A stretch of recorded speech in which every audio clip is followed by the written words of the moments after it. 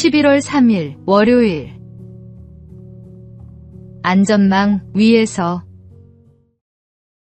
미국 샌프란시스코의 금문교는 세계적으로 잘 알려진 관광 명소입니다. 높이 227m의 탑에서 늘어뜨린 케이블에 매달려 있는 총 길이 1280m의 이 다리는 건설 과정이 결코 쉽지 않았습니다. 빠른 물살과 거센 폭풍, 자욱한 안개로 인해 작업은 위험했고 첫 1년 동안만 23명의 인부들이 목숨을 잃었습니다.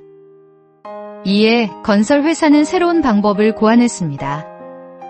거대한 그물망을 다리 아래에 설치한 것입니다. 놀랍게도 그 후 공사는 약 20% 더 빨라졌고 더 이상 큰 사고도 발생하지 않았습니다. 안전망이 있다는 확신이 인부들의 마음을 든든하게 지켜주었기 때문입니다. 우리의 삶도 마찬가지입니다.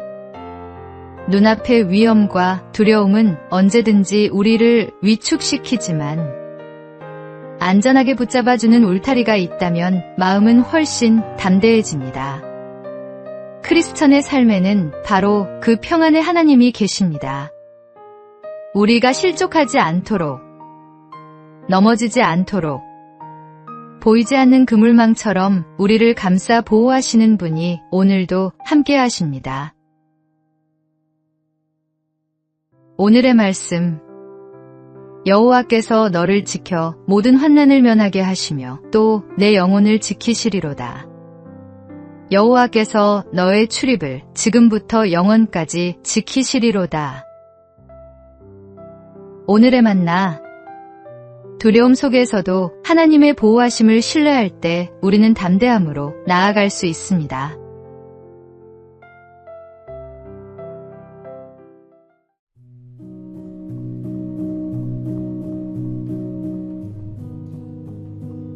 (1월 4일) 화요일.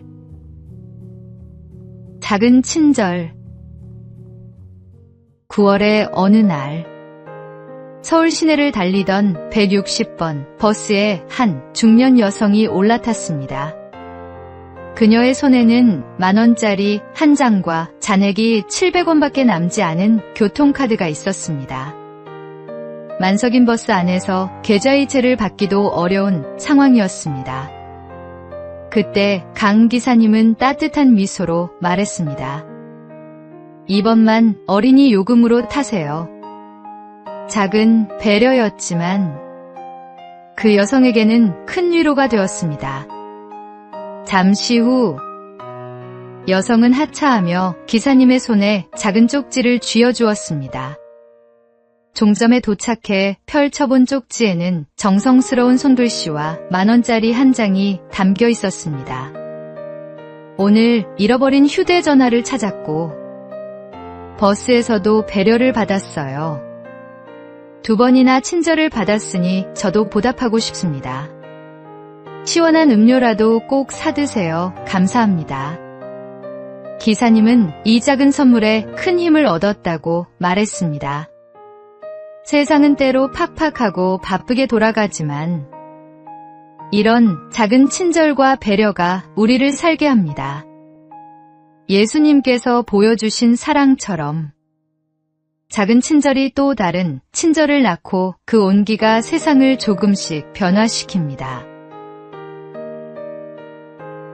오늘의 말씀. 서로 친절하게 하며 불쌍히 여기며 서로 용서하기를 하나님이 그리스도 안에서 너희를 용서하심과 같이 하라. 오늘의 만나.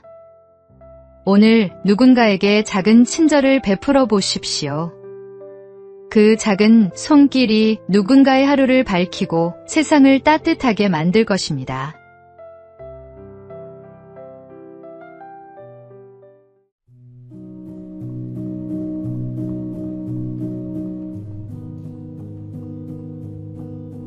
(11월 5일) 수요일. 한 병의 포도주. 옛날 한 임금이 온 나라 백성을 불러 큰 잔치를 열었습니다. 왕은 풍성한 음식을 준비하고 백성들은 각자 포도주 한 병씩 가져오도록 했습니다. 그러나 잔칫날 큰 통에 담긴 것은 모두 맹물이었습니다. 사람마다 남들이 포도주를 가져올 테니 나는 물을 가져가도 괜찮다고 생각했기 때문입니다. 작은 이기심은 결국 모두의 기쁨을 빼앗아 버립니다. 반대로 나부터 좋은 포도주를 가져오자는 마음은 공동체를 살리고 잔치를 풍성하게 합니다. 교회와 사회, 가정도 마찬가지입니다. 누군가의 감사 어린 마음, 작은 섬김과 정직한 선택이 모여 더 큰 은혜를 만들어 갑니다. 감사는 단순히 고마움을 표현하는 말이 아니라 먼저 행동으로 드러나는 삶의 태도입니다. 내가 오늘 먼저 감사의 마음으로 드리는 작은 헌신 하나가 이웃을 살리고 공동체를 세우며 하나님께 영광을 돌립니다. 결국 참된 잔치는 내가 무엇을 받느냐가 아니라 내가 무엇을 내어놓느냐에서 시작됩니다. 오늘의 말씀, 그리스도의 평강이 너희 마음을 주장하게 하라. 너희는 평강을 위하여 한 몸으로 부르심을 받았나니 너희는 또한 감사하는 자가 되라. 오늘의 만나, 작은 헌신이라도 진심을 담아드릴 때 그것이 모여 큰 축복의 통로가 됩니다.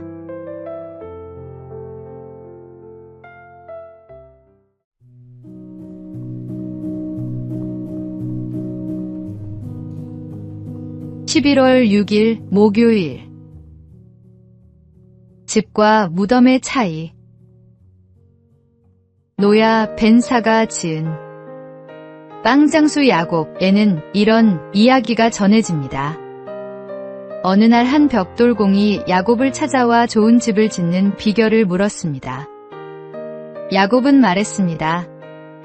집을 짓는다면 반드시 창과 문을 달아야 하지요. 벽돌공은 누구나 아는 평범한 대답이라며 실망했지만 야곱은 잠시 후 이렇게 덧붙였습니다. 내 집이라면 내 자신 속으로 들어갈 수 있는 문이 있어야 하지 않겠습니까? 또 나를 스스로 들여다볼 수 있는 창문이 있어야 하지요. 그가 그렇지 않으면요? 라고 묻자 야곱은 낮은 음성으로 대답했습니다. 집과 무덤의 차이는 바로 그 문과 창이 있느냐 없느냐의 차이일 뿐이랍니다. 우리의 마음도 같습니다. 다진 마음은 결국 스스로를 가두고 메마르게 하지만 열린 마음은 새로운 빛과 순결을 받아들입니다. 그 차이를 만드는 힘은 바로 감사입니다. 작은 일에도 감사할 때 마음의 문은 활짝 열리고 창은 투명해져 삶이 더욱 풍성해집니다. 결국 당신의 마음을 궁전으로 세울지 무덤으로 만들지는 감사가 있느냐 없느냐에 달려 있습니다. 그러므로 오늘도 감사의 문과 창을 달아 마음을 환히 밝혀 보십시오. 오늘의 말씀, 범사에 감사하라. 이것이 그리스도 예수 안에서 너희를 향하신 하나님의 뜻이니라. 오늘의 만나, 감사는 우리 마음의 문을 여는 열쇠입니다. 작은 것에도 감사를 발견해 보세요.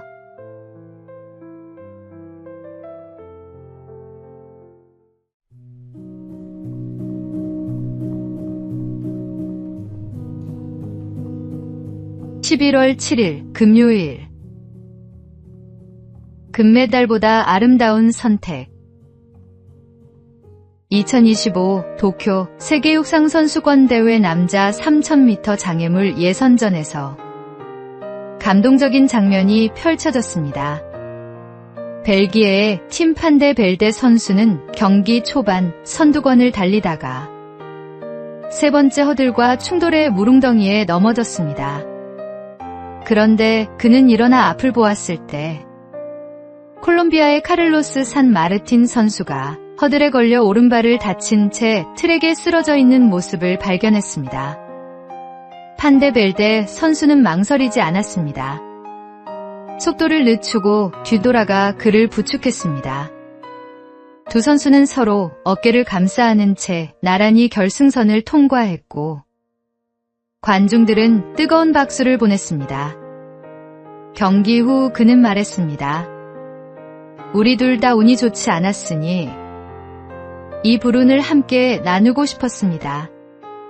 그는 지난해 로마 유럽 선수권에서 쇄골이 부러지는 부상을 당한 적이 있었기에 트랙에서 무력한 기분이 어떤 것인지 너무나 잘 알고 있었습니다.